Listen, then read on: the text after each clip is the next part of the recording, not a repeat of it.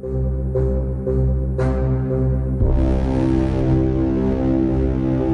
have an unidentified flying object.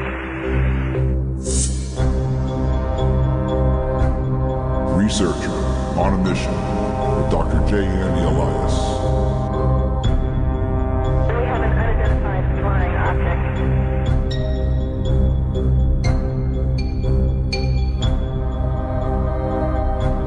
All right, everybody, welcome back to Researcher on a Mission. That's right, ROAM Radio. I am your host, Dr. J, and as always, we have a fantastic show for you today. But today is a very special show because we are featuring somebody who truly has had a major impact in my life to start looking things outside the box and specifically challenging mainstream views. And if you have been following this person's books and his work, then you too should be thinking outside the box, because everything that's reported in the mainstream news is not as it is. And to plainly say that everything came about as from Darwinian evolution is also wrong. And this is why this person has been branded as the forbidden archaeologist. Going back to 1993, his first book, Forbidden Archaeology, which really put him on the map, has since then become translated into 26 languages and has sold so millions of copies around the world and is still making an impact today. There are several books in between that book and the most recent book, My Science, My Religion. But without further ado, I think you all should hear from the man himself, and that is Mr. Michael Cremo. Mr. Cremo, welcome to the show. Good to be with you and all your listeners. It's an absolute pleasure to have you. I know they've been asking about you for quite some time. I was fascinated when I saw you a little over a year ago, or it might have been a little longer than that, in Contact in the Desert. And I knew at some point in time that we would definitely have to have this interview to dive deeper into your facts, because I think it's just a matter of time before your work becomes the standard. Instead of what we're told from History Channel or National Geographic or any of those, I believe that once people start to look at the facts and evidence more deeply and uncover more fossils, I think that your explanations will end up being the ones that people start quoting. And I wouldn't be surprised 20, 30 years from now, you are given the credit for essentially all of this, I don't want to say rewriting history, but showing the real history. So let me go back to what brought you to write your first book, Forbidden Archaeology. What was it that happened prior to 1993 that made you realize that what we're being told is not necessarily the right way or the correct way things have gone throughout human evolution? Well, Dr. J, there were a few things that happened before 1993 that influenced me to write that book, Forbidden Archaeology. Part of it has to do with the way I was raised. My father was an officer in the United States Air Force. In the latter part of his career, he was an intelligence officer. So that meant a few things for me as I was growing up. First of all, it meant I was moving around a lot. Our family was moving to different places within the United States and in other countries. So that means I got exposed to a lot of different cultures and worldviews and things like that. So that made me understand there's more than one way to look at things.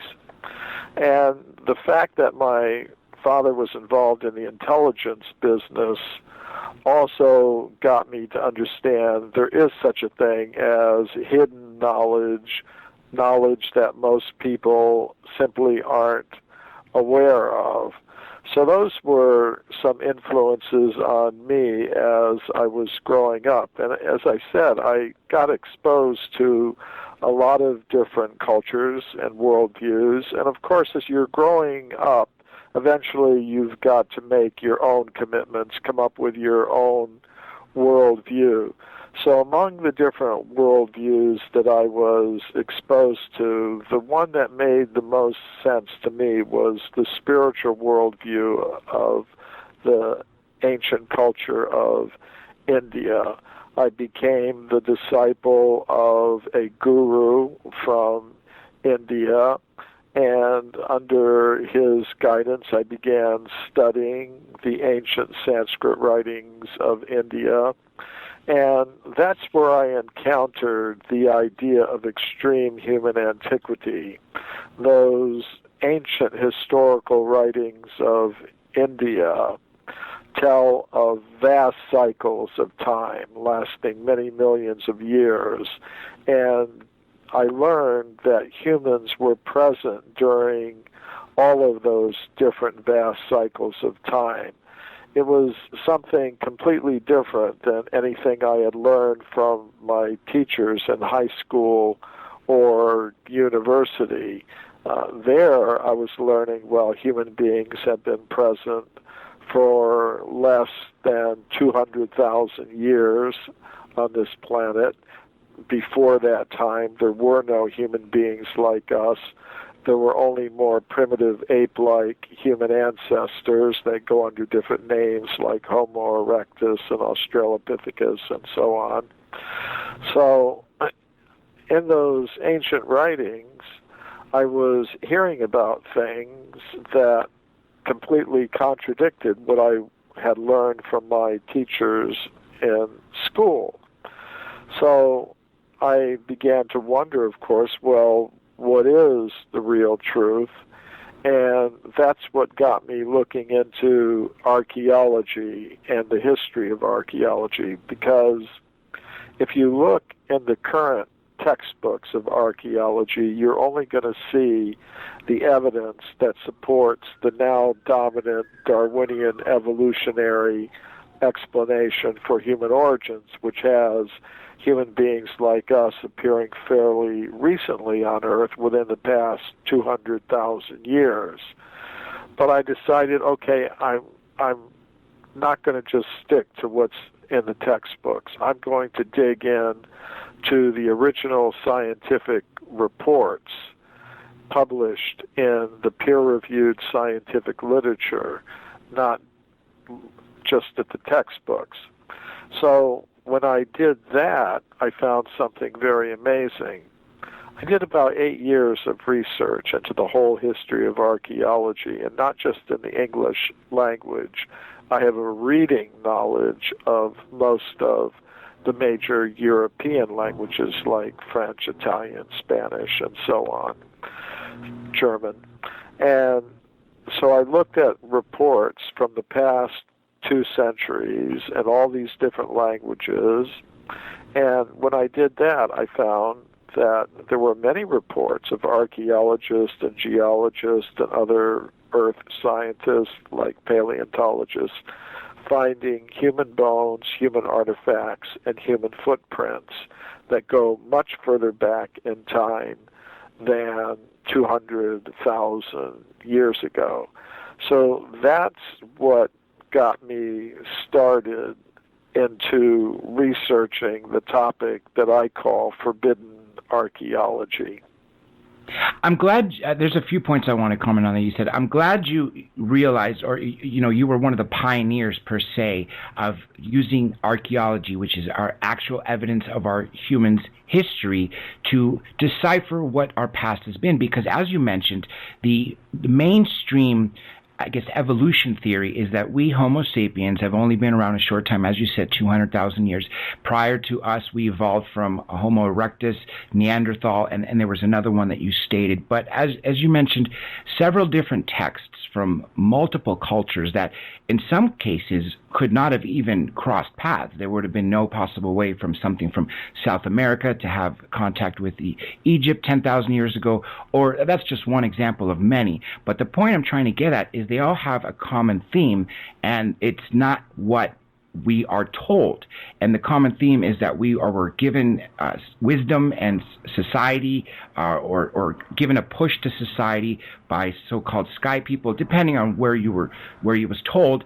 And of course, other arguments are that Homo sapiens were actually walking amongst Neanderthals at the same time. So how can they say we evolved from one species, an ape-like creature, to our current species, when some reports as you mentioned, going back millions of years, report us being there.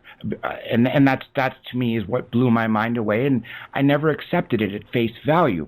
Now, I guess we might as well put it out there. What are your views on Charles Darwin and his theory of human evolution? Well, I think he had some insights, but he didn't have the whole story, and he got a lot of things wrong. In one sense, I have some respect for Charles Darwin, because when he first put out his ideas in his book Origin of Species in 1859, he was in the minority. So you have to respect the man for his courage in promoting an idea that was going against the mainstream views of his time. Of course, now it's 150, 200 years later, it may be time to move on, and his ideas have now become the mainstream. So I've got to respect him on a personal level, but I think he got a lot of things wrong. And it's interesting, some years ago, when I first started lecturing on these topics after my book Forbidden Archaeology was published, somebody at one of my lectures said, Michael, maybe you're a reincarnation of Charles Darwin, and you've had to take birth again to kind of correct your mistake, and that's why you have to give all these lectures contradicting his theory. So I don't know if that's true or not, but it's an interesting idea. I do believe in reincarnation, however, and I think there is a kind of evolution, but it's not the kind that Darwin talked about.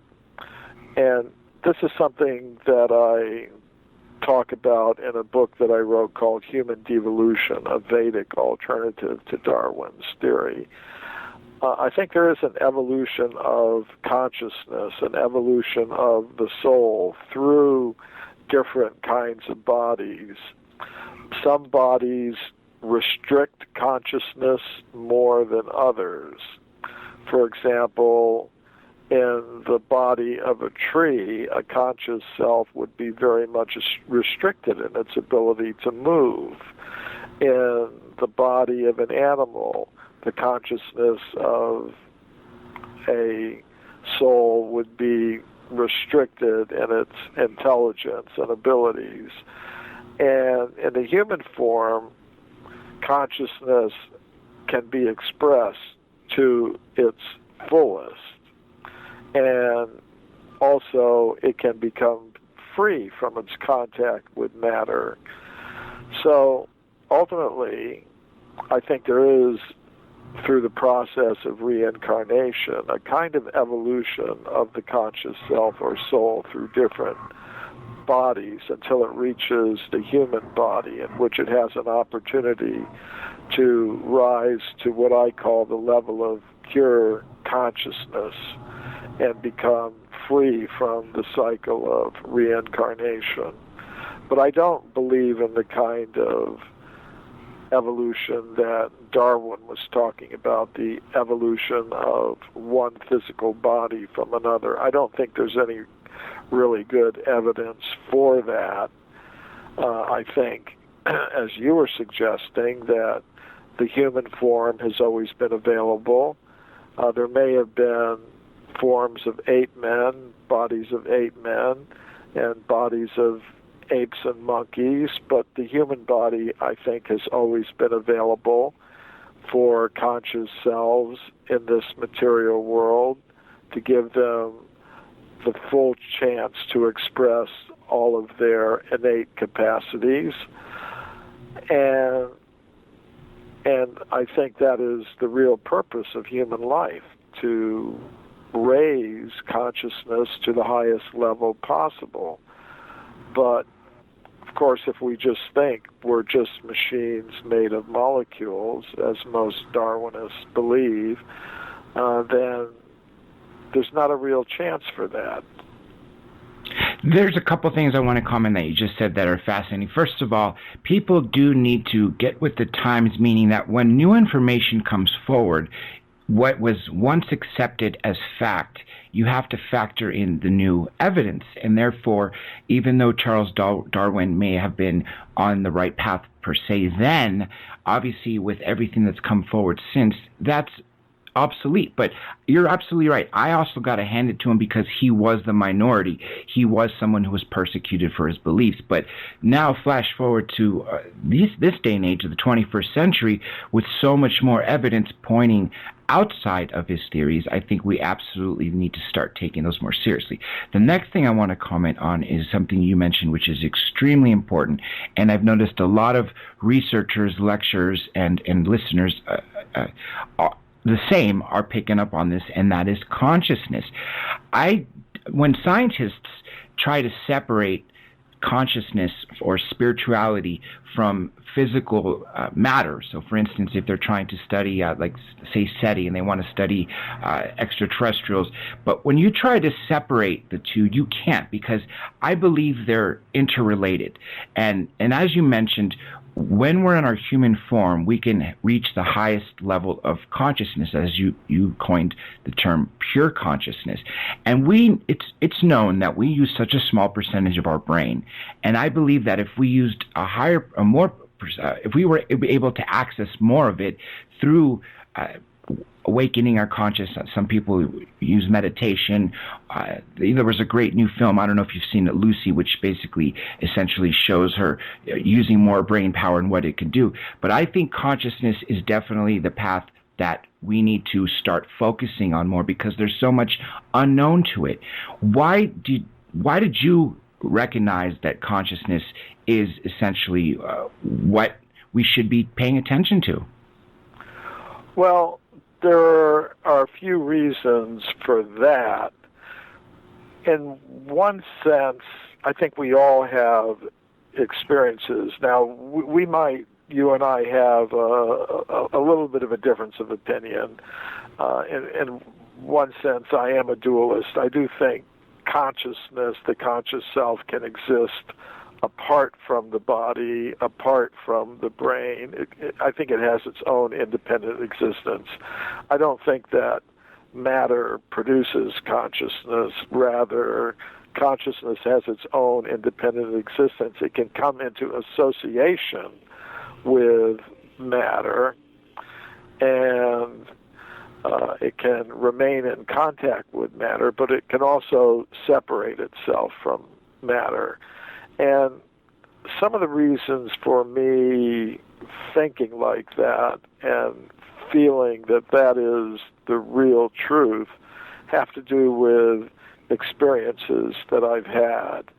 I think we all have experiences like these, but a sense of deja vu, a sense that I've been in a place previously in another body different than the one that I have now, or some sense of being out of the body. I remember once I was in Iceland when I was in my 20s. I was in the United States Navy, and I was at a weather station in Iceland, and during my free time, my friends and I, we would go on different expeditions, hiking or camping in the mountains, even in the wintertime.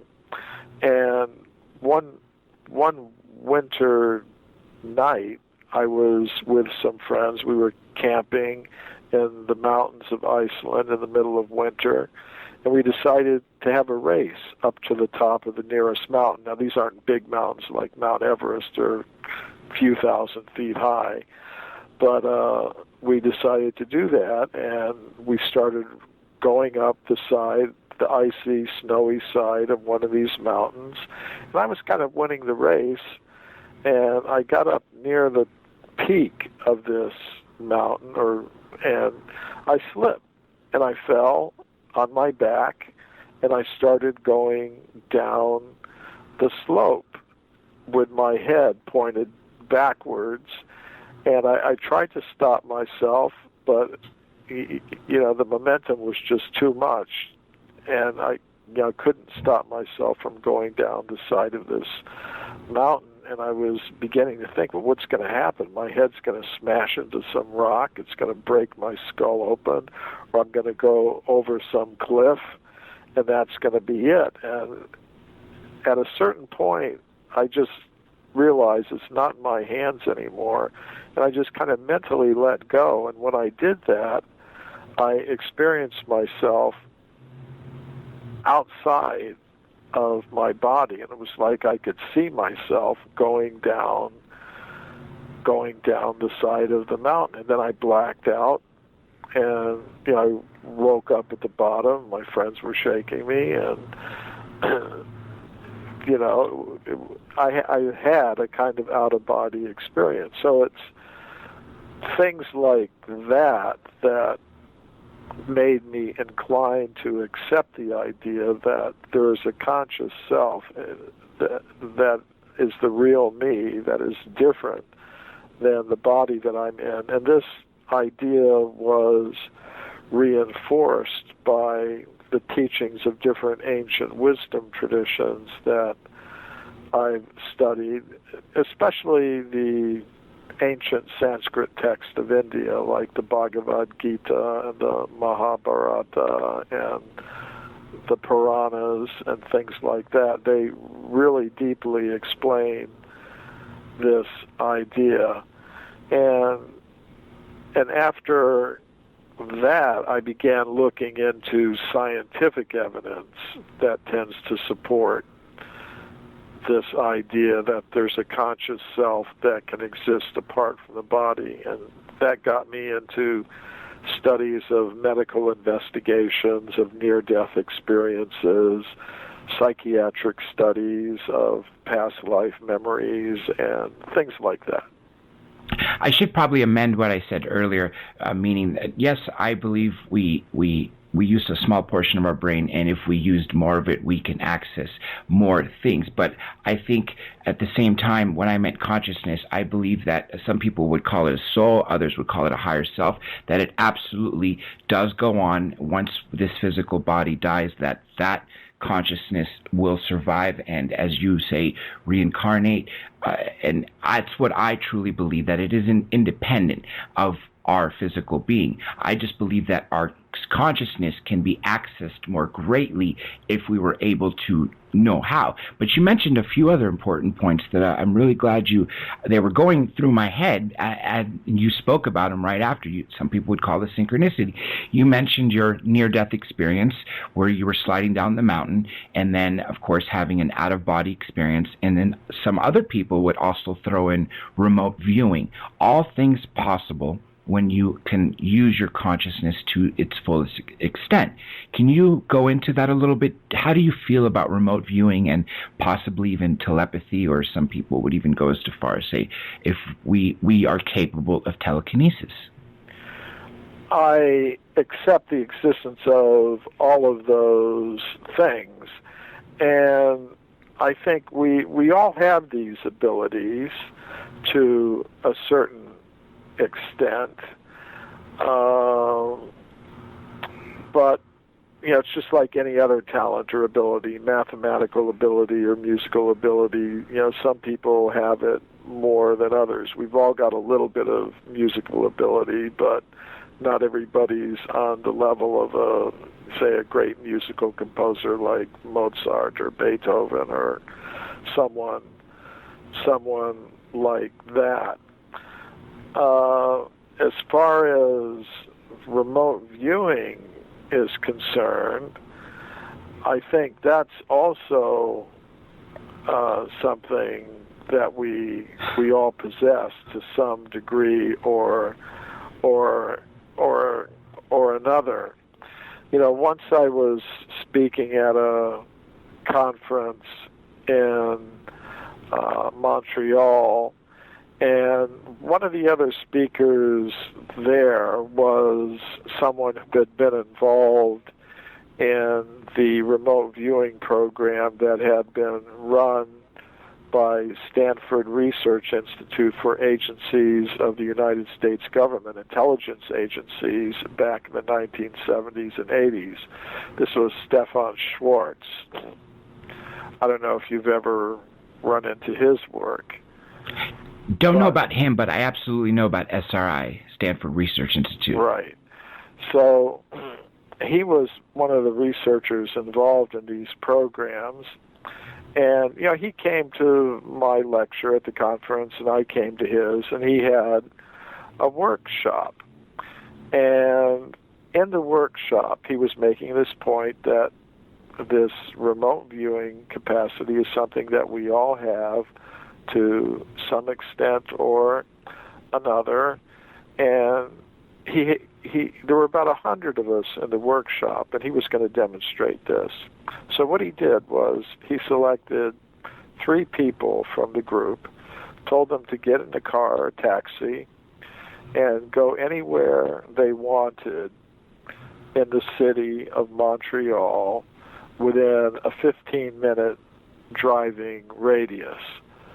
And he gave them a video camera, and he said, go to a place, and then when you're at the place, try to mentally send the imagery to those of us back here in the hotel, in the conference, and also videotape the place that you're at so we can check it out.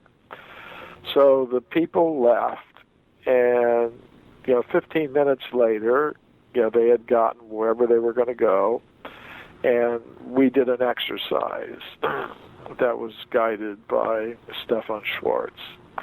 And basically he said, what do you see? He said, clear your mind of everything, and then just start focusing on what you're perceiving.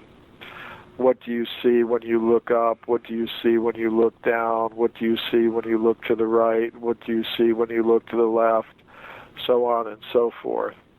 And he said, don't edit it, don't question it, just whatever it is that appears in your mental imagery, just put it down. So the first image that came to my mind was candle flames in red glass holders. And my mind was rejecting it like anything. I thought these people had gone to a bowling alley. I was absolutely convinced of it, but I thought, okay, let me just go along with this exercise. So I wrote that down, candle flames in red glass holders, and then I wrote down everything else that came to my mind.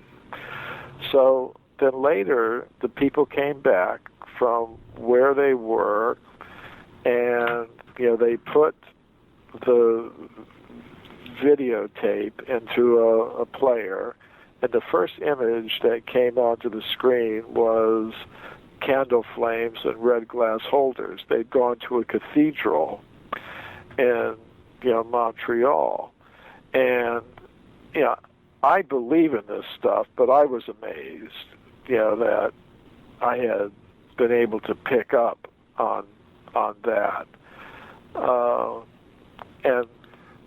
and about 60% of the people in the room were able to get some features of the place. If you looked at their descriptions, they were capturing some of the features of the place where these people had gone. And sitting next to me at that conference was a scientist named Rupert Sheldrake, who has also investigated some of these paranormal phenomena. He also conducted a workshop that I went to that was kind of interesting. Some people call this a sixth sense, but these days, more and more people are starting to realize that this may not be a maybe sixth sense, but is probably our first real sense. Would you agree with that statement? Yeah, actually I would. And the work of Rupert Sheldrake is interesting in this regard, because he does some very simple experiments that show that we all have these abilities, this so-called sixth sense. And I participated in one of his workshops. And, there's a phenomenon that, many people notice. You feel that somebody's looking at you, looking at the back of your head or something. You turn around and, there's somebody, staring at the back of your head. And I think it's something we've all felt, the sensation that somebody is looking at us, and we look around and, there is somebody doing that. But this can be tested. And the way that it was tested in this workshop, there were about 100 people. He divided us up into groups of 2. So each person had a partner. And the experimental setup kind of went like this. One person was sitting in a chair. The partner was sitting behind the person in another chair, looking at the back of his head, or her head, whatever it would happen to be. And the partner had a list of 20 instructions. The instruction might be, look at the person's head, don't look at the person's head, look at the person, look at the person, look, don't look, look, look, look. So at each trial, the person in front would have to say whether the person was looking at their head or not. The 20 trials. And, when it was my turn to do it, I think I got it about 75% right. If it's just by chance, if there's no sixth sense, there's no paranormal ability, then you would expect, if you run an experiment like this, people will get it correct 50% of the time. But when such experiments actually are run, and they can be run under very carefully controlled conditions, people tend to get it correct at a rate greatly exceeding 50% of the time. So I think these are abilities that people have, and in some cases, some people have them developed to a very high degree. Now, if you study the yoga scriptures of ancient India, you'll see they talk about different siddhis or mystic perfections that kind of correspond to what we would call paranormal powers. And these might involve things like, there's a word called durdarshan. It's a Sanskrit word. It means see at a distance, kind of like our Greek word television. It's English, but it comes from the Greek, means seeing at a distance. So I think this remote viewing power is a power that we all innately have, but some people have developed more than others. I think you're absolutely correct in that statement, that every single person on this planet and beyond is capable of having all these abilities. The question I have for you is, do you think some people are born with having more access to that sixth, or should be called first sense, or do you think it's possible to be developed versus just having it already in you, per se? I would say there are people that are born with greater abilities, and it may have been because they've practiced them over many, many lifetimes, or have in some other way gotten a greater capacity to do these things. I think that definitely happens. But according to researchers involved in the remote viewing programs, they are abilities that can be improved with practice. Stephen Schwartz was describing that in recruiting people for the programs that were carried out on behalf of intelligence agencies of the military and civilian branches of the United States government in the 1970s, they would recruit people with some basic ability and then train them to become more sensitive. So apparently it's something that can be worked on. Now I see why mainstream science would not want us to have this ability, because it essentially would free us. And as you mentioned earlier, being in this form versus a tree per se, we have the ability to have the highest form of consciousness, pure consciousness. Now I'm going to shift back a little bit to something we started talking about near the beginning with regards to your work and your archaeology. A term comes up that's used specifically or with you, and I wanted to ask how it came about and how does it work. And that term is knowledge filter. Can you explain to our listeners what it is and how it works? Well, in a sense, we all engage in knowledge filtration. In other words, we don't just automatically accept every piece of information that comes to our attention. We have standards for evaluating information and evidence and experiences, and I think we all do that to some extent. Now, there can be ways in which knowledge filtering can be carried out in a discriminatory way that involves double standards. For example, you might have a building inspector, and he's got a book of all kinds of regulations for how electric wiring should be put in and how construction should be carried out, and so that everything's up to code. Now, if he's a fair building inspector, he'll apply those standards equally to each case that he has to evaluate.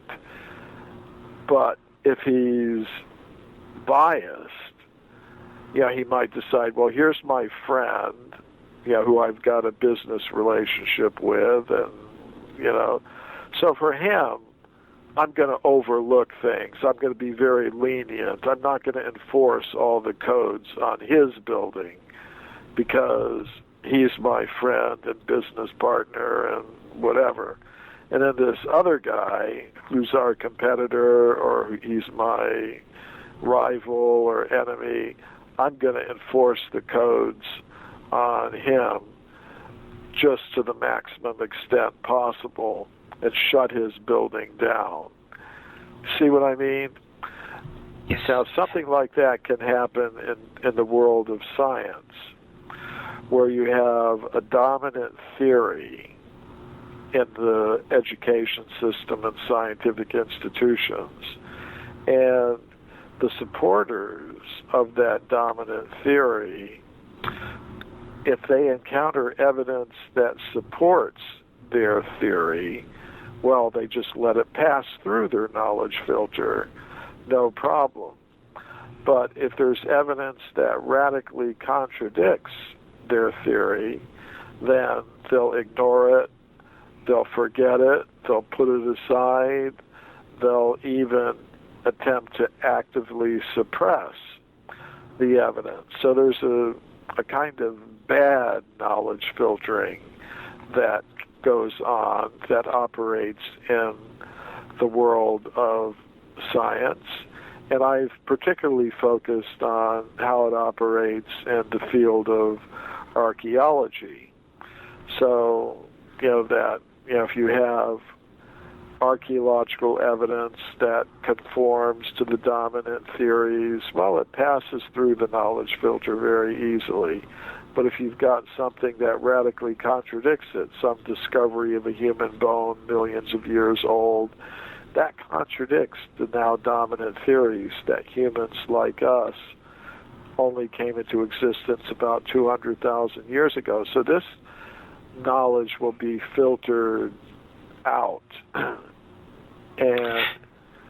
And that, what that means is we're not getting a complete set of facts with which to make our judgments about what happened in the past, what really happened.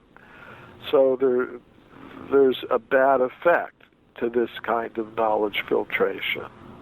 And of course, it happens in a lot of different fields. It happens in terms of research into the paranormal, research into extraterrestrials and UFOs and things of that sort as well.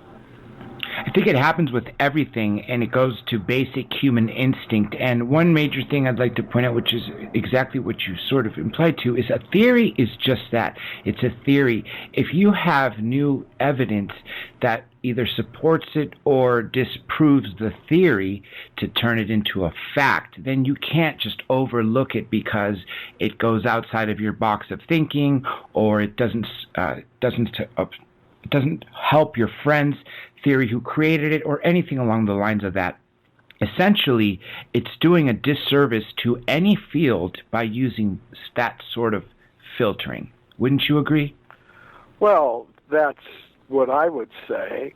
And in archaeology, there are just some examples that really demonstrate it. I mean, one of my favorite cases is the California gold mine discoveries, where back in the 19th century, you had miners coming to California digging for gold, digging tunnels into the sides of mountains like Table Mountain in the Sierra Nevada mountains. And deep inside these tunnels, the miners were finding human bones, human artifacts, in layers of rock that modern geologists tell us are about 50 million years old, from the early Eocene period. And these discoveries came to the attention of the chief government geologist of California, Dr. J.D. Whitney, and he went out, he visited the sites, he conducted his own personal investigations, he documented the discoveries that had been made by others, and he wrote a massive book about them that was published by Harvard University in the year 1880. But we don't hear very much about these discoveries today because of the process of knowledge filtration. You know, there was another scientist, a contemporary of Dr. Whitney's. His name was William Holmes. He was an anthropologist working at the Smithsonian Institution in Washington, and he wrote, if Dr. Whitney had understood the theory of human evolution, he wouldn't have published that report, despite the imposing array of testimony with which he was confronted. And I'll translate that. I mean, if the evidence didn't support the theory of evolution, then it should simply be ignored, forgotten. It shouldn't have been reported at all. It should have been cast into oblivion. And basically, that's what happened. So in my book, Forbidden Archaeology, what I've done is I've brought forward cases that have two aspects. One, the first thing is that they are, in terms of their age, outside the boundaries of the mainstream theories. And then second, I try to show exactly how the knowledge filtering process worked in each particular case. So in the case of the California gold mine discoveries, it was the opinions of highly placed scientists like Holmes, Dr. Holmes, who just admitted the reason he was rejecting these California gold mine discoveries is because they contradicted the theory that he accepted, the Darwinian theory of human evolution. Again, going back to the word theory, and that's just that. And if a scientist is out there gathering evidence, even if it opposes the so-called theory, then how can they get to a conclusive fact if they overlook evidence that doesn't support that theory? Which is why I stress the word theory, because it's just that, a theory. Let's speak about your theory of evolution, or the challenging the Darwinian evolution, because this day and age, so many people are starting to realize that what's written in mainstream science and even in religions is not really how we came about. And exactly as you mentioned with the gold mines, it being suppressed, finding the bones in there because it didn't make sense to us evolving from Homo erectus or Neanderthal or whatever else was on that plane, as opposed to showing where we probably had a time where Homo sapiens were walking alongside or maybe in different areas of the world. But what is your theory of human evolution per se, or how we got here, how we got to being on this planet? Well, that's a question that many people began asking me after they read the book Forbidden Archaeology. They would say, okay, you have all this evidence contradicting the current theories of human origins. Where do you think, and how do you think humans like us came into existence? And to answer that to answer that question, I wrote a book called Human Devolution, a Vedic alternative to Darwin's theory. And basically what I propose is before we even ask the question, where did human beings come from, we should first of all ask the question, what is a human being? Now, many scientists today are going to say that a human being or any other living thing is simply a machine made of molecules. We're purely material beings. We're just combinations of molecules. There's an English evolutionary scientist named Richard Dawkins who put it very nicely. He said, we're survival machines. We're robot vehicles blindly programmed to preserve the selfish molecules known as genes. So they're giving a really materialistic explanation of who we are and where we came from. But I don't accept that. And interestingly enough, there are even some atheistic philosophers and scientists who don't accept that. For example, Thomas Nagel, who is a prominent philosopher at New York University here in the United States, he wrote recently a book called Mind and Cosmos, which I found very interesting. The subtitle of the book is Why the Neo-Darwinian Evolutionary Explanation of the Origin of Life in the Universe is Most Probably Wrong. And he was pointing out it really doesn't account for the origin of consciousness, for example. That is a huge problem. If you've just got matter, how do you get consciousness? So even as an atheist and a materialist, he was recognizing the problem. And it sort of got him into trouble with a lot of people in the academic and scientific world for saying that, which is something that, as I said, that got him in a little bit of trouble. But the reason that I'm bringing it out is because some people will think, well, it's just spiritual people and people with commitments, religious commitments, that are having problems with the current theories. But there are even many atheists and materialists who are having problems with the current theories, especially their inability to account for the existence of consciousness. So what I'm proposing is, if we look at what a human being is, we see it's not just a combination of material atoms. That's part of what a human being is. Matter is part of who we are and what we are, but it's not the whole story. Beyond that, there's a subtle mental body with some very unusual powers, like telepathy and psychokinesis and remote viewing and things like that. And then beyond that, there's a conscious self that is completely non-material.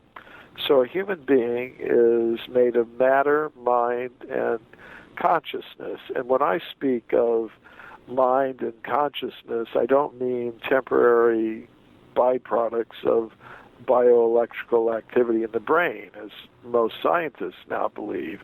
They think, yes, there is consciousness, but it's just produced by brain chemistry. And when the chemicals in the brain stop interacting at the time of death, then there's no more mind, there's no more consciousness, it's just all molecules. So I don't accept that. I think go ahead.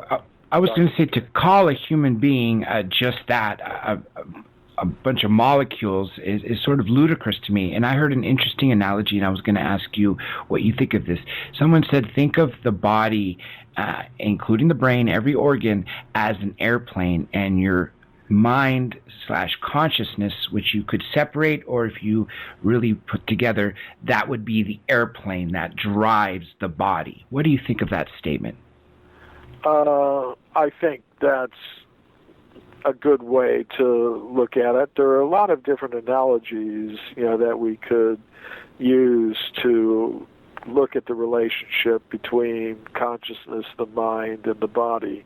I sometimes use a computer analogy. I compare the gross physical body, made of the chemical elements like phosphorus and iron and calcium and so on, to the computer hardware. And the mental body I compared to the computer software that allows a user to interact with the hardware for different purposes. And the computer user I compare to the actual conscious self who is using the software and the hardware for his or her purposes. So to get back to where, if we're going to explain where human beings came from, we have to explain, well, where did this consciousness come from? Where did mind come from? How did they all come together in the human form, matter, mind, and consciousness? So what I'm proposing is that the real human self is that conscious self. It has a non-material origin. It originates on what I call the level of pure consciousness. So in that sense, we're all extraterrestrials. As conscious selves, none of us are from here. And that conscious self has no birth, no death, no beginning, no end. It's always existing. It has the quality of eternality or timelessness. And on that level of pure consciousness, it exists in loving harmony with all other conscious selves and the source of all conscious selves. If a conscious self becomes egotistical or selfish, domineering, exploiting, controlling, it can no longer exist in that harmonious state. So there has to be some other field of activity for it, and that is the world of matter. And it can't use its original form of pure consciousness to act in a dominating, exploiting kind of way, a selfish kind of way, because it's not built for that. It's built for acting in loving harmony with other conscious selves. So it has to have another kind of vehicle, and those vehicles are what we call bodies made of matter. For example, if as a human being, I normally live on the land, I walk around on the land. If I want to live in an alien element like water, if I want to live in the water, then I need a vehicle that will allow me to function in the water. I need a diving suit or some kind of submarine vehicle or something that will allow me to function under the water. So in the same way, if a conscious self comes to the world of matter, it needs a vehicle that will allow it to function on this level of reality. So I think there's a higher intelligence involved in everything. You could call it God. I call it a supreme conscious self that provides these vehicles for conscious selves to have when they come to the world of matter. So to put it just in its most brief form, I would say the real self is the conscious self, and it doesn't evolve up from matter, as most scientists now believe. I don't think matter can produce consciousness. Consciousness has its own independent existence. It can come in contact with matter. And that process of the pure conscious self coming into contact with matter is what I call devolution. So as conscious selves, we don't evolve up from matter. Rather, we devolve or come down from the level of pure consciousness. But it's a process that can be reversed, and consciousness can be restored to its original pure state. And there are different systems of meditation and contemplation and yoga that are meant to help a conscious self do that. But we get distracted from these things because of the heavily materialistic climate of our current worldwide human civilization. And the leaders of that worldwide human civilization would rather see us completely involved in producing and consuming more and more material things, because that benefits them in terms of their financial and economic and political systems. They wouldn't want to see substantial numbers of people diverting energy that could be involved in material production and consumption into things like raising the level of consciousness, living more simply and naturally and peacefully in this world. That wouldn't be good for the current system. There's a few things that you said that I think are just so fascinating. First of all, your analogy of a computer, hardware, software, and us operating it, I think is much better than the airplane pilot analogy, because yours covers all three elements versus just two, merging mind and consciousness. And then with regards to the material distractions that we have on this planet, some would say that the leaders of them, just as you said, they would want us to be more materialistic, buy into more products or whatever it does to keep us under control, and also to increase their wealth and power. Why do you think? I think I have an idea, and I'm hoping you could explain this for the listeners. Why do you think they would want us to suppress, aside from the materialistic points of view, suppress our ability to access this consciousness, or better yet, should I say, to increase our awareness of this consciousness that we've always had and for eternity? Well, I think it goes against their economic and political interests to have people do that.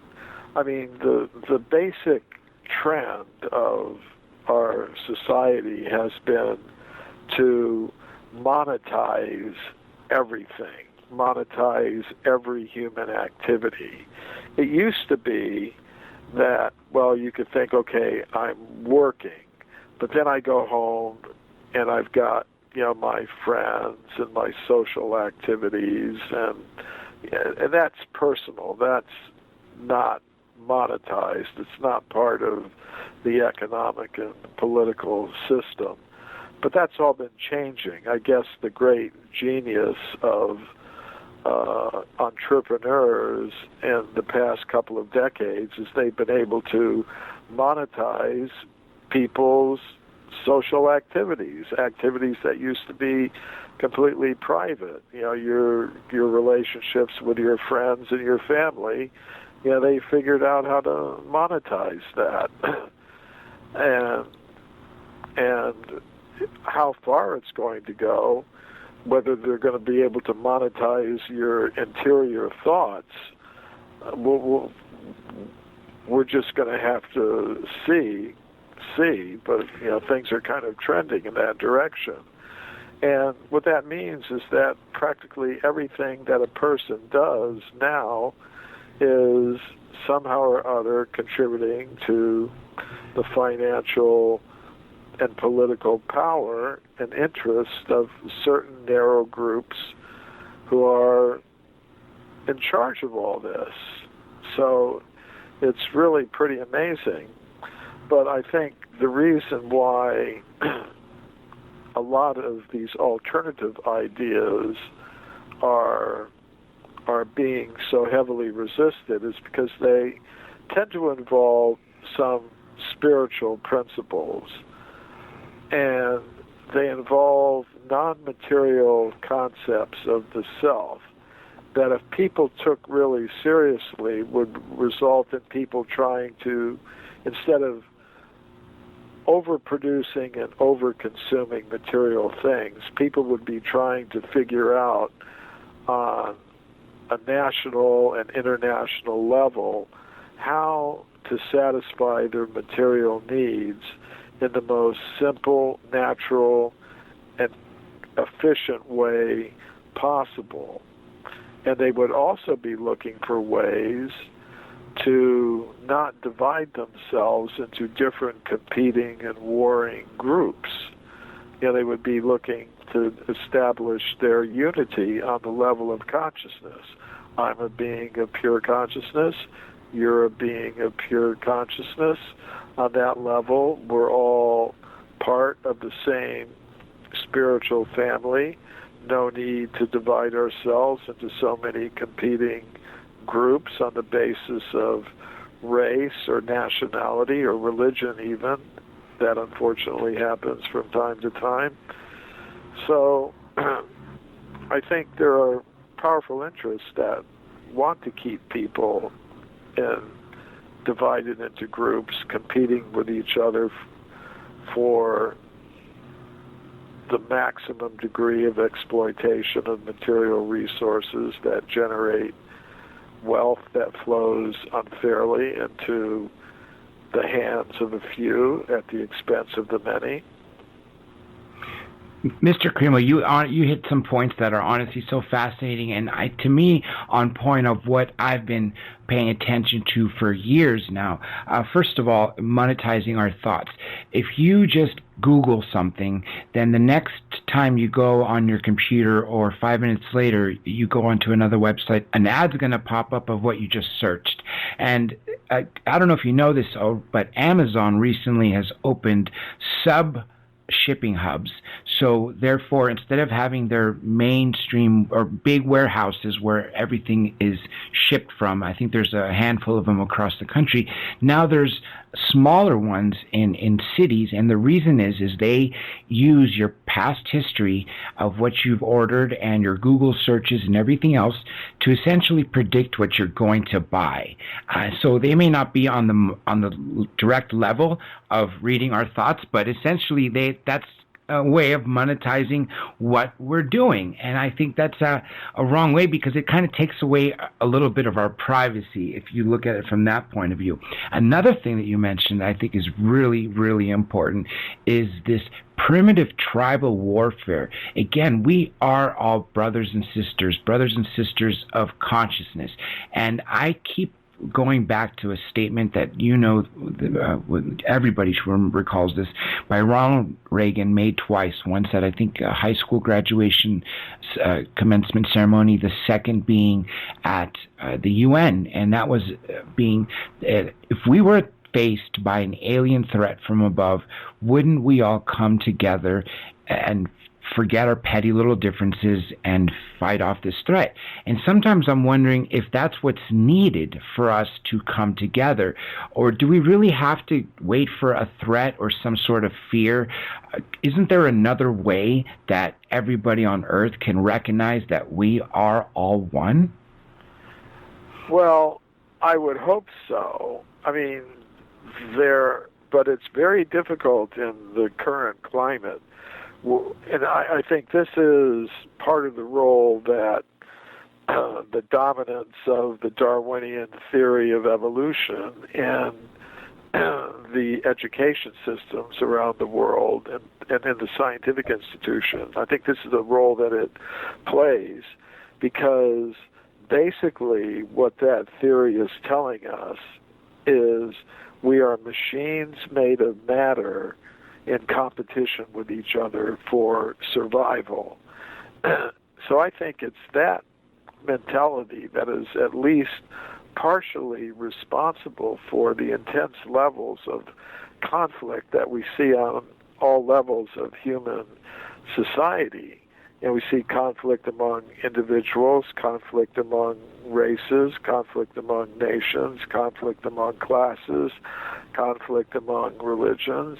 If in all the schools around the world people are being taught, you're machines made of matter, you're robot vehicles blindly programmed to preserve the selfish molecules known as genes, as Richard Dawkins so nicely puts it, then I think if that's the propaganda that's being indoctrinated, if you've got huge populations being indoctrinated with this idea that, yeah, you're purely material beings, you're machines made of molecules in competition with each other for survival, then it's going to be a little difficult to get people to see their essential spiritual oneness and identity with each other.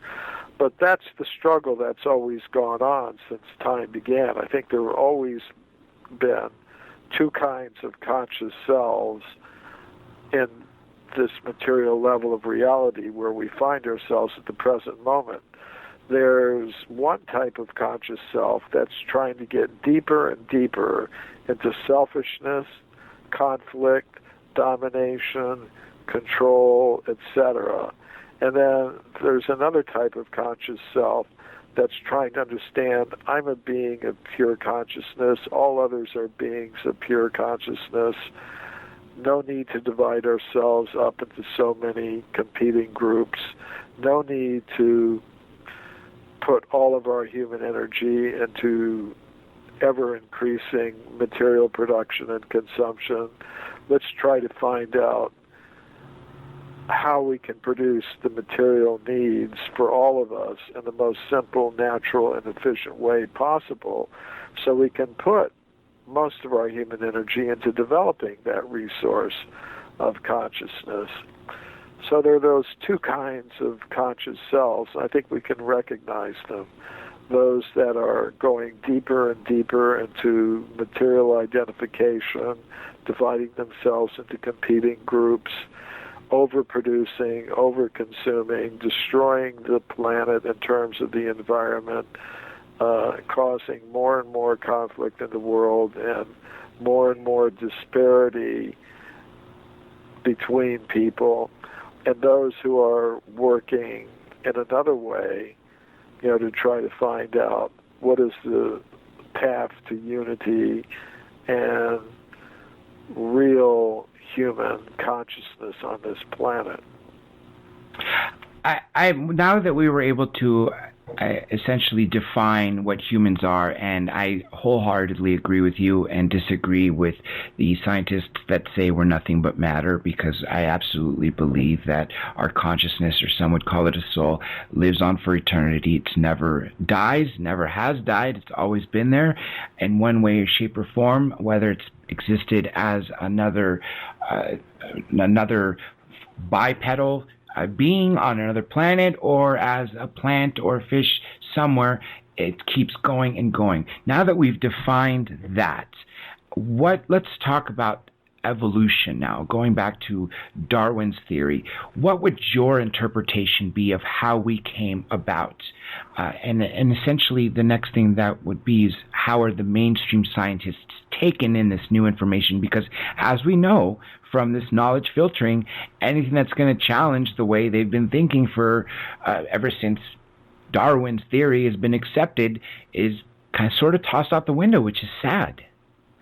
Well, basically what the Darwinist scientists say, and those who go along with them say, is they're trying to explain everything in terms of matter only. There are two things that they don't like. Non-material substance. They want to try to avoid that at all costs. The idea that there's something that fundamentally exists in the universe other than atoms and subatomic particles. They resist that like everything, like anything. And then the other thing that they resist is any idea that there's a guiding intelligence that has something to do with the order and complexity that we observe around us today. The whole project of science for the past few centuries has been to eliminate non-material substance, subtle energies, consciousness, spirit, soul. They don't like that. They want to eliminate all of that, and they have been. And then the other thing they've tried to eliminate is the idea of higher intelligence having anything to do with what we observe around us.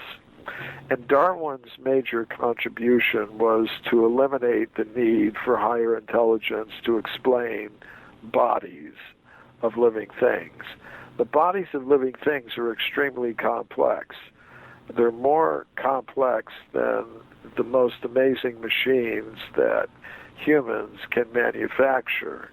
If you actually look at what's going on the biomolecular level of a human being or any other living thing, or even the simplest living thing, simple one-celled bacterium or amoeba, it's amazingly complex. So complex that we really can't duplicate the kinds of things. Nobody has manufactured a cell. Nobody has explained how that actually came about, although it's in all the textbooks somehow or other. From just chemicals in the Earth's early oceans, you get self-reproducing single-celled organisms somehow or other. So I think that really doesn't work. To really explain what we observe around us, we can't avoid bringing in the idea of some non-material substance being part of what a living being is, some subtle energies, some vital forces, consciousness existing apart from matter. I think to have a real science, you have to bring in those things. And I think you also cannot avoid the idea that there has to be some intelligence involved in how these things come together.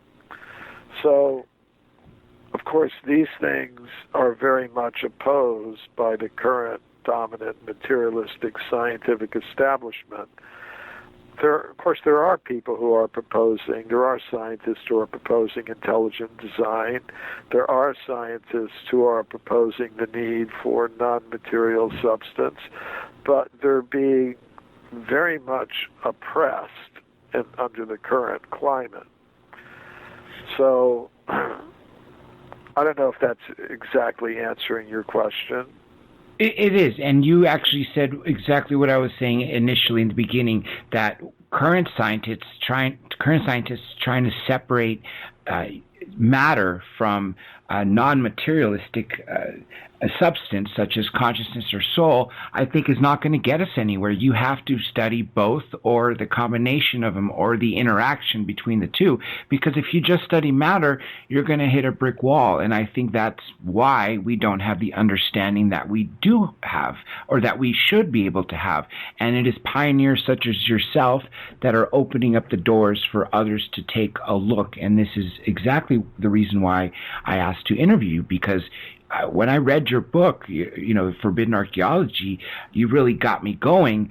And of course, following up with that and watching your lectures and everything else I can read and paying attention to other researchers along the same lines of that, I just don't think you can separate material matter or material substance from non-material substance because they're so interrelated. And in some cases, in my personal beliefs, I think sometimes the non-material substance actually is more important because that's the part of you that never goes away. That's the part of you that will continue to go on, and that will at some point replace the sixth sense and move it up to the first sense. That's what I believe. Now, another question I want to ask you is the origin of humans. Some people believe, as you mentioned, the intelligent design. Jim Marrs recently spoke on his new book, Our Occulted History, where we were intelligently designed by extraterrestrials that came from another planet that used, I don't know if they merged their DNA and what was local to create the modern-day Homo sapien. And then, of course, there is some mainstream scientists, or I think the general accepted one, is that we just sort of came about from chemical reactions on this planet, as you said, starting from single-celled beings. And even, I recall, as you said, amoebas, those, even though they have one cell, there is so much going on there that, and I don't know how you could take the leap to say that, yes, you've given, billions of years, but to create from going from one thing or a handful of living organisms to the millions of types of organisms ranging from insects to trees to all of the mammals and to everything. I don't get there. So what do you think, in your personal opinion and from all the work you've studied and uncovered through your years as an archaeologist, has led you to believe where we came from? Well, ultimately, forbidden archaeology just presented archaeological evidence that contradicts the current theories. Discoveries of human bones, human artifacts, human footprints that go back many, many millions of years, tens of millions, even hundreds of millions of years. And the significance of that is that it means we need new explanations for human origins. Now, of course, in my book, Forbidden Archaeology, I didn't present any particular alternative because I wanted people to be free to think for themselves what kind of alternative explanations they might offer. So I of course, I have my own ideas about what the alternative is or should be, and I reserved another book for that. But I wanted people who read Forbidden Archaeology to be free to think up what they thought would be reasonable. And there are different ideas that people have come up with. One would be a new theory of evolution where you have humans evolving hundreds of millions of years ago and things like that. Other ideas people have come up with to explain the evidence include time travel. And so I'm happy that people are considering all those things. I mean, my ideas are expressed in my book, Human Devolution. And basically, I'm proposing there you have to bring in the idea of non-material substance, a subtle mental body and a conscious self that can exist apart from matter. That you have to bring into it. But then, how do the bodies for conscious selves come into existence? I think those are designed by a higher intelligence in the universe.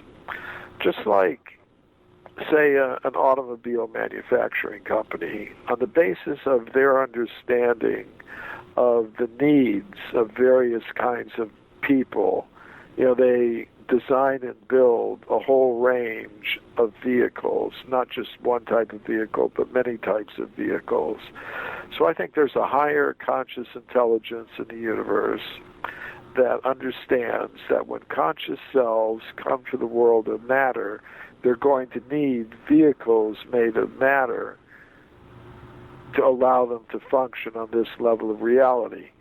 But each conscious self is different. It has different desires. It has different impulses. So with that in mind, knowing the full range of desires and impulses that conscious selves in the world of matter would manifest, that higher intelligence in the cosmos, you could call it God if you like, provided a full range of vehicles, plant vehicles, fish vehicles, insect vehicles, different kinds of animal vehicles, human vehicles, for conscious selves to occupy in the world of matter. Now, once the first ones are produced, they go on to reproduce themselves. So, ultimately, where I would say the human body and all other bodies come from they all came from a higher conscious intelligence in the universe that understood that when conscious selves come to the world of matter, they're going to need different kinds of vehicles to allow them to function here. But the human vehicle is a very special one, because in that human vehicle, a conscious self can understand where it really came from and where it really should be going. And it can, if it uses that human vehicle for that purpose, it achieves the real success of life. Of course, that human vehicle can be used for other purposes as well. It can be used for becoming more and more deeply entangled in matter. It's a dual function vehicle, but we should use it for its higher function rather than its lower function. And yet our mainstream science is trying to suppress us from using our higher function in many ways, both by keeping us distracted by materialism, and some even go as far to say as dumbing us down literally by chemicals in our foods, genetically modified organisms, and all sorts of things to prevent us from actually sitting down or going to nature and quietly meditating and expanding our consciousness. Would you agree that this whole genre of work is being suppressed? Because I believe yours work is being suppressed by the mainstream scientists. But let's just talk about suppression in general. Do you believe that it's being suppressed? We talked about the material distractions and wealth and money, but for reasons that I think that if we're able to unlock the capabilities of telepathy and telekinesis and other things such as that manifestation, I think that would be a great threat to those in power. And I think that's my personal view of why the suppression would be there. Would you agree with that statement? Yes, I do agree with that. I think the problem is that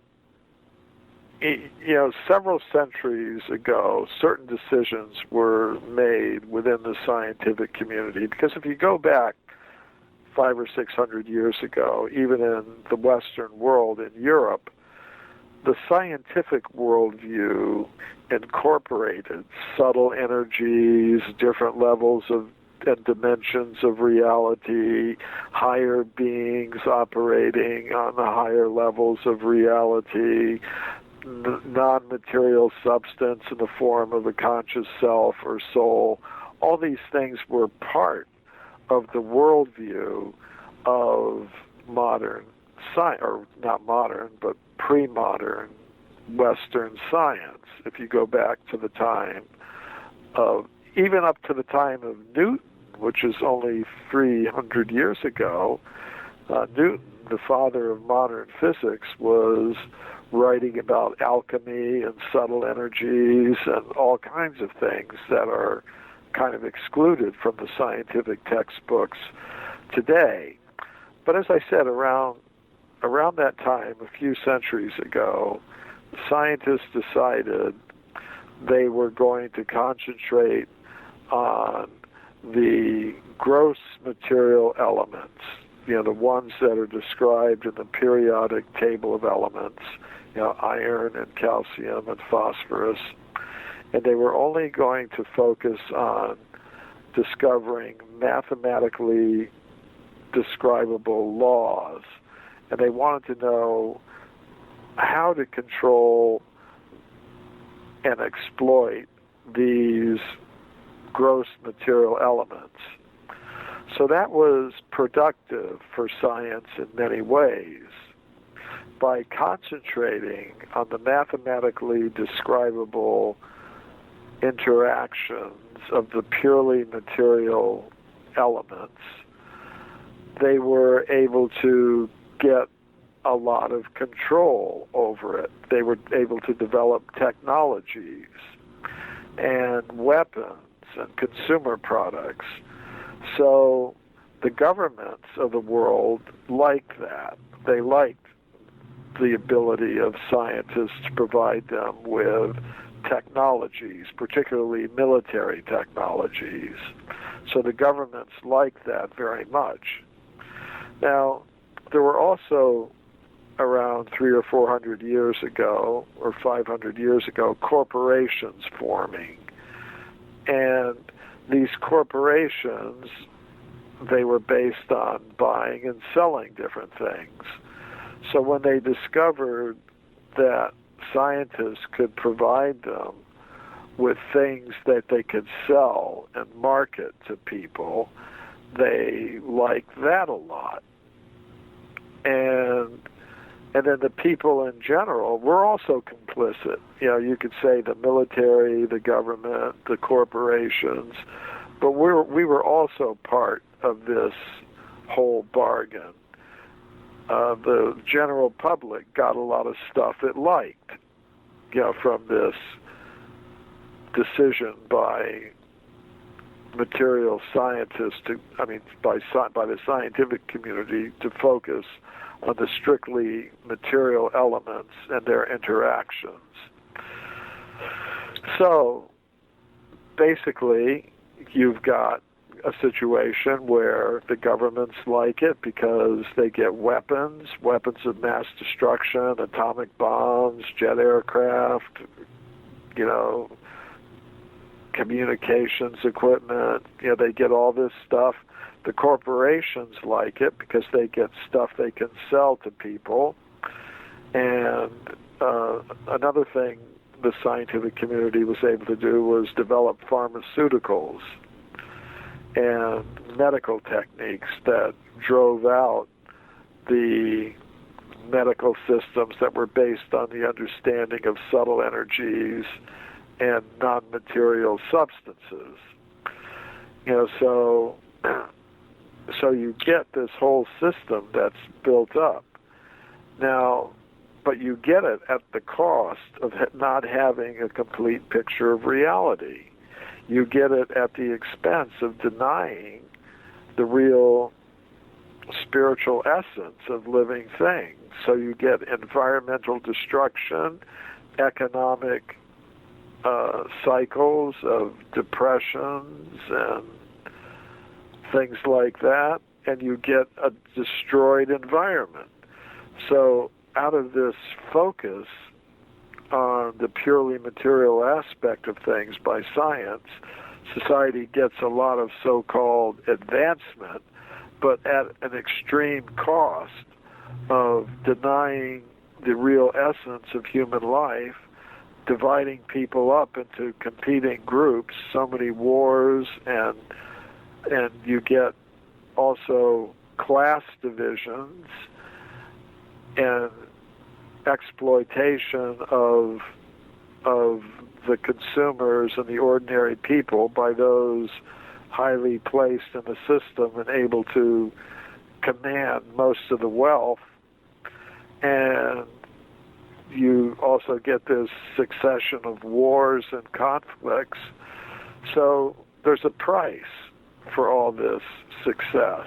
And I think the way to get a more balanced picture is you have to get science to revisit this decision it made to focus on the purely material aspect of things.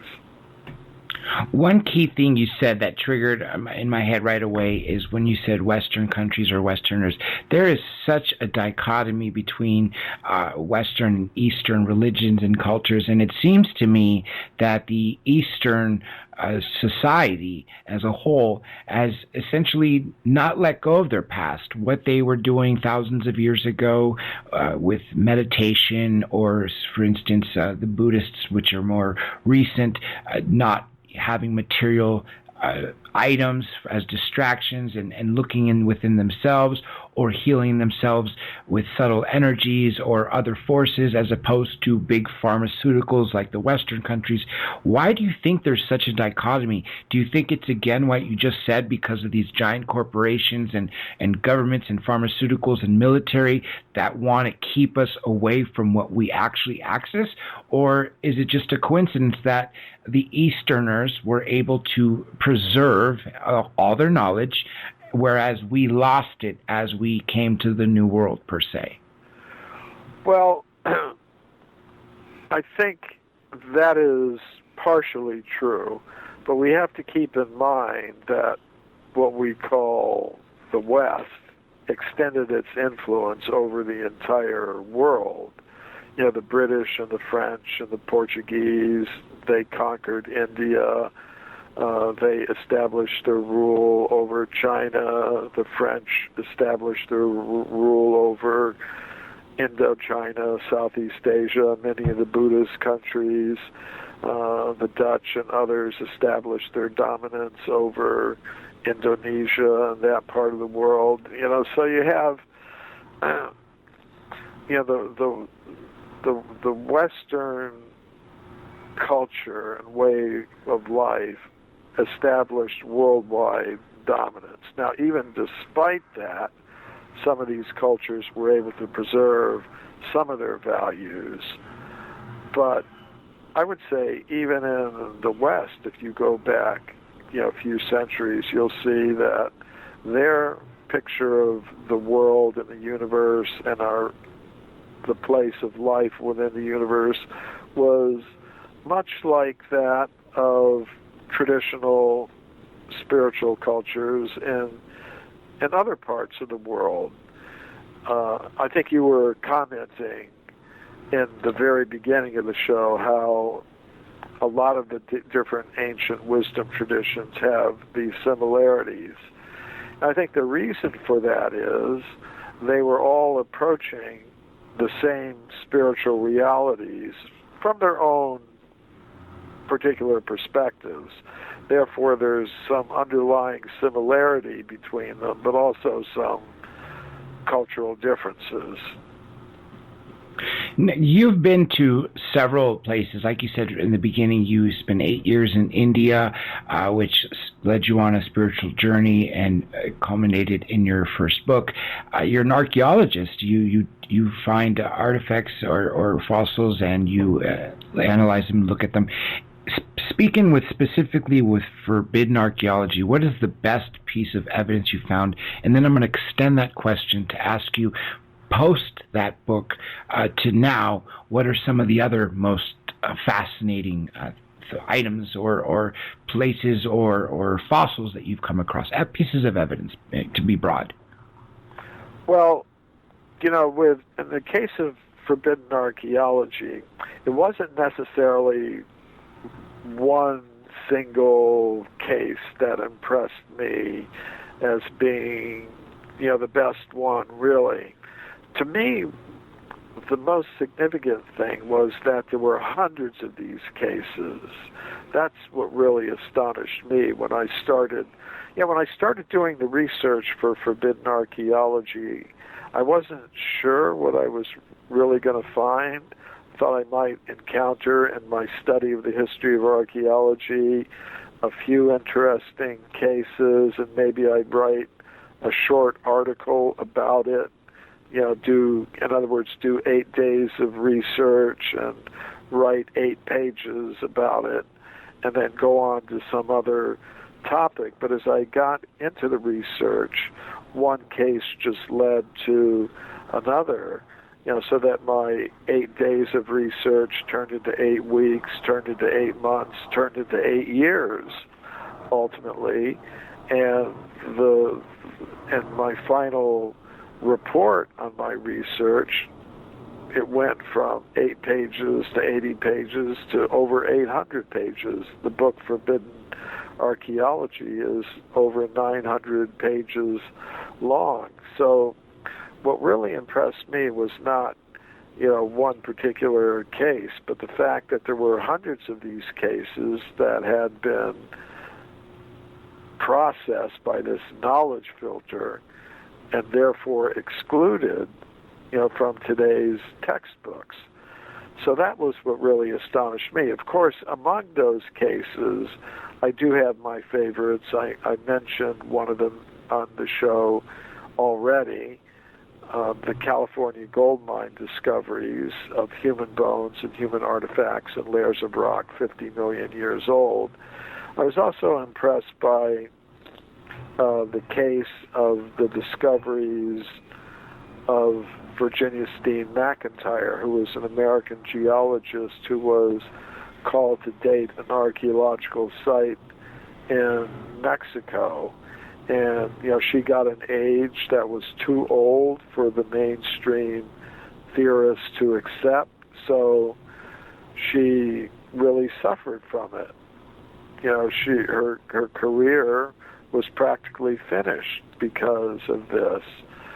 But I'm happy to say that because of giving her case some publicity in my book Forbidden Archaeology, new research eventually was done at the site in Mexico. It's called Huayatlaco, that confirmed the dates that she and her colleagues originally got for it. So, yeah, I do have my favorite cases, but what really impressed me was the massive amount of evidence that has been suppressed in the field of human antiquity. And since the book Forbidden Archaeology was published, new cases have come to my attention, and I'm in the process of writing a book. I think I'm going to call it More Forbidden Archaeology, that incorporates the evidence that's come to my attention since that first book was published. I mean, one interesting case that'll be in the book came to my attention last year. Researchers in England uncovered human footprints on a beach at a place called Happisburgh in the United Kingdom. And those footprints were found in sediments over 900,000 years old. But the footprints, in terms of their form and shape, were just like those of modern human footprints. Now, of course, the natural conclusion would be that humans like us were present 900,000 years ago in England. But that's not the conclusion that was reached by the scientists who studied those footprints. They thought, well, they must belong to some kind of ape man. They don't believe that humans like us were present 900,000 years ago. The current idea is that humans like us first came into existence less than 200,000 years ago. So even though the footprints were, in terms of their shape, just like those of modern humans, they decided to attribute them to an ape man called Homo antecessor, who they believe lived in Europe at that time. So the knowledge filtering process is still going on. The theories determine how the evidence is evaluated, rather than the evidence determining what the theories are. And that's the sad part, because it should be exactly as you said. It should be the other way around, where the evidence should be determining the theories. That is why they are called theories. There's something, they're a hypothesis, they're an idea that you bring evidence to support it to eventually make it into a fact. So if you're ignoring or filtering out facts that contradict the theory, then someone needs to overlook or relook the theory over and maybe form a new one. And speaking of suppression, we talked about why the governments and why corporations and society, specifically our society, would want to suppress this. What have they done to suppress your books and your work specifically? Well, this does happen from time to time. Now, the first thing I'm going to say is, on one level, I do respect the right of each individual to make up their own minds about these things, and people can agree with me or disagree with me. That's fine on that level. But in terms of reactions to my work from the scientific community, basically there's been three kinds of reactions, because not all scientists are the same.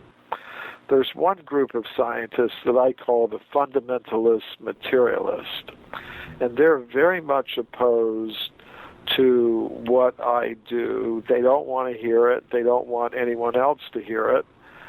Sometimes, I've got a lecture scheduled somewhere, and they'll try to get it canceled. This happened to me, for example, in Russia. You mentioned my books are now published in over 20 different languages. One of the languages is Russian. And I've been to Russia several times. I've spoken at universities all over that country. But and most of the time, there's no problem. But in one particular case, I was scheduled to give a lecture at one particular university. Some professors there had invited me to speak. But then, shortly before the lecture was to be given, other professors at the university objected. And they went to the president of the university and they convinced him to cancel the lecture. And they objected to my presence for two reasons. First of all, I was contradicting the theory of evolution. And second, I was doing it from a spiritual perspective. I'm quite open about my work being largely inspired by my studies in the Vedic text of ancient India. So the professors who invited me tried to get the president of the university to change his mind, but the opposition from the other side was too great, so the lecture was canceled. Now, fortunately, the professors who invited me, they went to the local branch of the Russian Academy of Sciences, and the director there said, well, if they won't let him speak at the university, he can speak here. So they staged the lecture there, and they had buses bring students and professors from the university. And the professors who invited me said more people came than would have come if the lecture had been held at the university. So things like that do happen. They happen in the United States as well. Last year, I was invited to speak at Google headquarters in Mountain View. The company has a program whereby employees can invite authors to speak as part of a lecture series. They have authors at Google.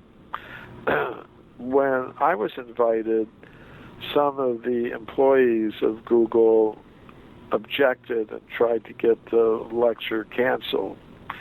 Basically, they were of this group that I call the fundamentalist materialist. So that's one group, and yes, they do try to suppress my lectures and books and things like that. And if that didn't happen, I wouldn't be able to call my topic Forbidden Archaeology. If you don't get forbidden once or twice a year, I'd have to call my book something else. But fortunately, these fundamentalist materialists are not the only people in science. There are some scientists who support the current theories, but they're open-minded enough to be able to listen to an alternative idea and consider it rationally. Whereas this first group, I think they're committed to the current theories not for purely scientific reasons, but for more or less ideological reasons. Because the current theories appear to support their prior belief in atheism and materialism. But this other group of scientists, they are responsible for my ability to speak at universities around the world, at scientific conferences. Actually, my latest book, My Science, My Religion, is a collection of 24 papers that I presented on the kinds of things we've been talking about on this show at major international scientific conferences. So that group of scientists is open-minded enough to be able to be willing to listen to new ideas. And I think that's important, because if ideas are going to change, the first thing is scientists and others have to be willing to listen to new ideas. And among those who do listen, there are some scientists who agree with me. But, of course, they're very few in number, and that's what you'd expect in the world today. So, unfortunately, people have a lot of ways they can get information these days. There are a lot more channels of communication that are open to people, like this show, for example, and others like it. People can get their own information. And eventually, I think it's going to result in some changes in the curriculum in the tax-supported education systems around the world, and even some changes in the scientific institutions themselves. It's really sad that that first group that really don't want to ruin or to have anything that would disprove their theory, because again, just going back to that same point that I've been saying throughout this entire show, it's just a theory, and whenever new facts come to light, you have to incorporate them. So for those who went as far as to cancel one of, or to persuade the president to cancel one of your lectures, that's just sad at the very least. Thankfully, there was supporters, and this would actually lead into my next question, which was how has your work influenced scientists, academics, and the general public at large? Because I know how your work has influenced me. This is exactly why we're doing this show. And going back to another statement that you made with alternative media, thankfully these days we have access to reach millions of people, whereas 30, 40, 50 years ago, you could only have a handful of networks, whether it be television or radio, that were controlled by a handful of corporations. And those would censor, I think, a lot of the information, because what you would hear on a network such as this, you're not going to hear on CNN or Fox. And the rise of networks such as these, the rise of YouTube and other alternative media forms, is really opening up the eyes of the world at large. Yeah, well, I think you're right about that. I mean, there are some positive developments. Now, I kind of got away from the very first thing that you said in terms of what you were asking me about Sometimes that happens when I'm listening to an announcer. I was sorry.